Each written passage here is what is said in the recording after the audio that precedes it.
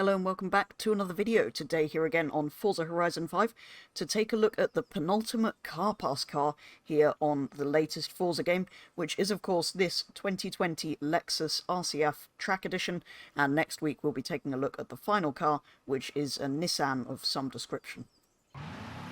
The Lexus is only available in white or silver, so I've gone for the silver, although in any colour it's still not exactly a good looking car. Yes, the wing and smoked taillights and carbon bonnet and such are an improvement, making it look more aggressive, but it's not really worth doing that to a car this ugly. Anyway, the interior is much more interesting than most cars in the segment, which kind of makes up for that and looks particularly good in the red leather, as most interiors do. I'm aware I've fallen a week behind on these car pass cars, but these last two aren't really all that relevant or interesting. I do, however, want to take a look at them because they are the last two remaining cars. So I will kind of miss car pass after this, although we have the Hot Wheels expansion to look forward to, so that doesn't really matter. There should be, as I said at the beginning, a video on the Nissan same time next week. The Lexus, though, is particularly pointless, as we already have the non-track version, which is a ridiculously heavy and slow starting point for what is supposed to be a track car, and the track car isn't that much better.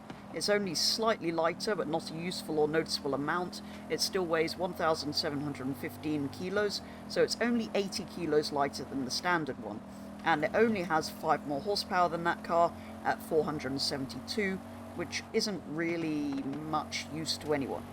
For these tiny changes, they of course charge a huge premium, making it substantially more expensive than the standard one, and more expensive than better performing German rivals from well-known manufacturers.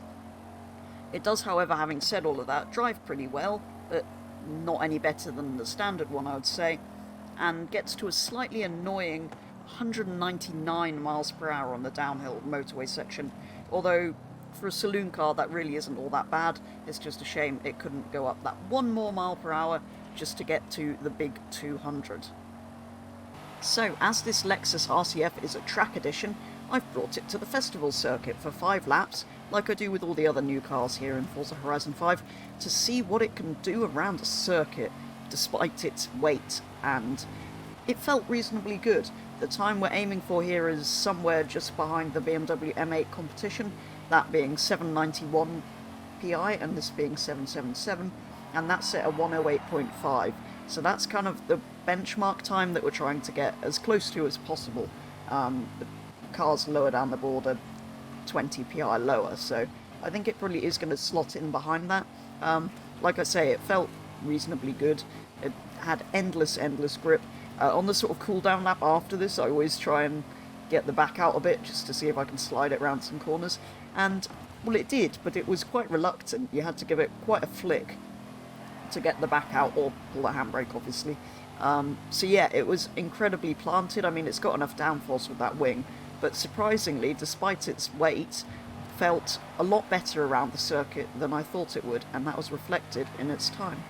So yes, the Lexus managed a best time of a 109.1, putting it just over half a second slower than the M8 competition, which isn't bad considering it's that much performance index down on that car, and it sits just above the BMW Z4, which is more than 20 PI lower with its 109.8, 7/10 slower than the Lexus. So it slots in just about where you'd expect it to, but overall felt pretty good on the track considering how heavy I kind of thought it should be beforehand looking at the figures. Before I upgrade the Lexus, I just want to quickly show you the terrible, well, very irritating thing about painting this car, which you may have already seen, but if you paint it any colour that isn't a manufacturer colour, say we go for a nice sort of, what's a nice colour? Say we go for a nice dark green, you may notice it's painted the bonnet as well, and you may think this is not a problem. I shall go on bonnet and select carbon fibre.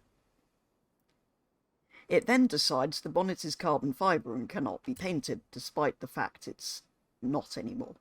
So that is a slight problem. So I've kind of tried to make a livery working around the carbon fibre without covering over it. So applying stickers over the top rather than changing the base color means you can keep the carbon fiber as a stripe, which is often bits of carbon are left exposed, is quite a fashion on modern vehicles. They seem to play about with which bits are exposed and which bits aren't and make stripes and stuff. So I thought I'd play around with that idea, and as you can see over the top there, the carbon left visible on the center of the roof and kind of along the lumpy bits of the bonnet where the vents have been put to cool that big V8. It's also, well, I hope you agree, a rather nice shade of blue, and yes, those red bits at the front and back took me far longer than they should have done, given how painting works on Forza. Anyway, I will share this design, definitely not shamelessly advertising it, please go and download it, and let's return to the track.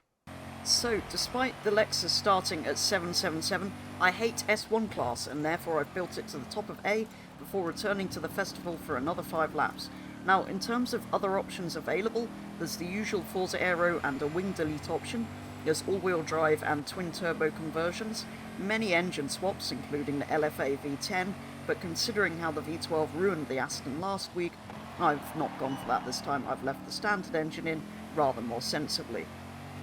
I've kept the standard sport tyres, but made them full width and increased the track width as far as it goes, fitted race suspension, and most importantly, the first stage of weight reduction, a lighter driveline and a lighter flywheel, to bring the weight down to more like where it should be.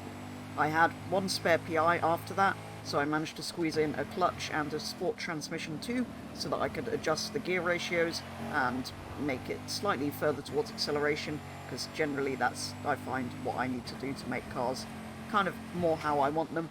It now weighs just over 1600 kilos, but has no more power than standard.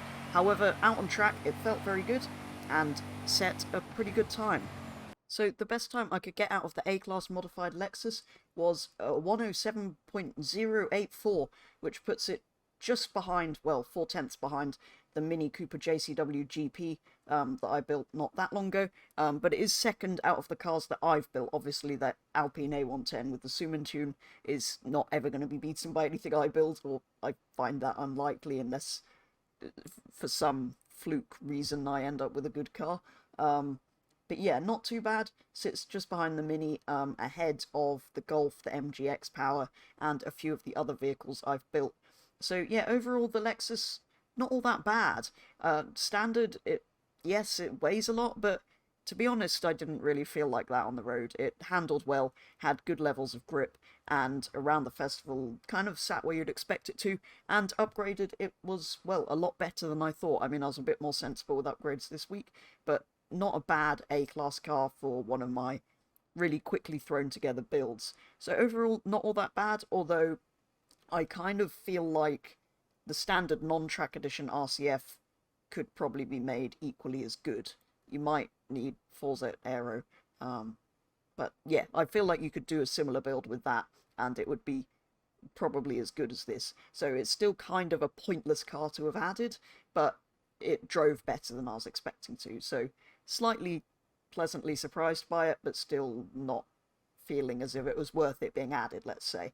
Anyway, there is one more final car pass car, the Nissan 370Z Nismo, I believe it is, that I will be testing same time next week. So if you want to see the video for that, watch out next Saturday for the video on the Nissan, the final car pass car, which again, I'm not convinced really needed adding. But anyway, I'll see. Hopefully I'll be surprised by that one as well next week.